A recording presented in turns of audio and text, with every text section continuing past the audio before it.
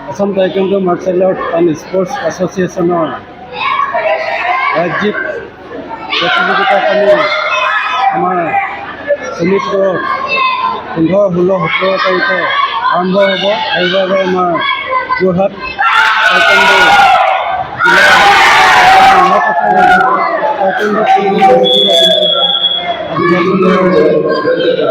প্ৰতিযোগিতাখন ইয়াত অনুষ্ঠিত কৰিছে। ইয়াৰ পৰাই আমাৰ যিসকল পদকপ্ৰাপ্ত হ'ব তেওঁলোক আমাৰ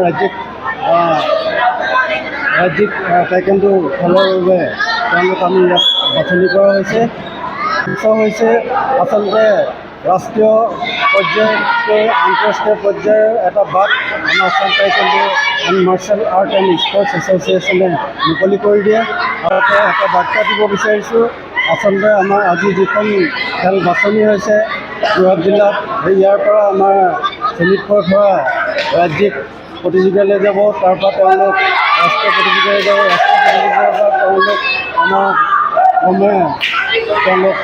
আন্তঃৰাষ্ট্ৰীয় এছিয়ান চেম্পিয়নশ্বিপ আৰু ৱৰ্ল্ড চেম্পিয়নশ্বিপলৈ তেওঁলোকৰ বাট মুকলি হ'ব। ইয়াতে পৰাই এই Assam taekwondo martial art and sports এছ'চিয়েশ্যনৰ এইখন মঞ্চৰ পৰাই আমাৰ যোৱা বছৰ বৰ্তমান 24 চনত এছিয়ান চেম্পিয়নশ্বিপত আমাৰ সকলোৰে পৰিচয় ৰদালি বৰুৱা, তেওঁ ব্ৰঞ্জৰ পদক পাইছে। ইয়াৰ ওপৰত তেওঁ আমাৰ গুৱাহাটীৰ হৰ্ষ সিং পুঞ্চেত তেওঁ জুনিয়ৰ শাখাত তেওঁ ৰূপৰ পদক পাবলৈ সক্ষম হৈছে। এই বাছনি শিবিৰত জিলা টাইকোৱাণ্ডো যোৰহাট জিলা বাছনি শিবিৰত প্ৰায় 100গৰাকী খেলুৱৈ অংশগ্ৰহণ কৰিছে। আমাৰ নকছাৰীত এটা প্ৰায় 30 বছৰীয়া টাইকোৱাণ্ডো ইতিহাস আছে। ইয়াৰ পূৰ্বেও আমি জিলা বাছনি শিবিৰসমূহ অনুষ্ঠিত কৰি আহিছোঁ বা আমাৰ এই অঞ্চলৰ পৰাও বহু খেলুৱৈ ৰাষ্ট্ৰীয় আন্তঃৰাষ্ট্ৰীয় পৰ্যায়ত অংশগ্ৰহণ কৰি আছে। আজি বাছনি শিবিৰত প্ৰায় 90গৰাকী খেলুৱৈ অংশগ্ৰহণ কৰিছে। আমি এই বাছনি শিবিৰ অনুষ্ঠিত কৰিব পাই অত্যন্ত সুখী।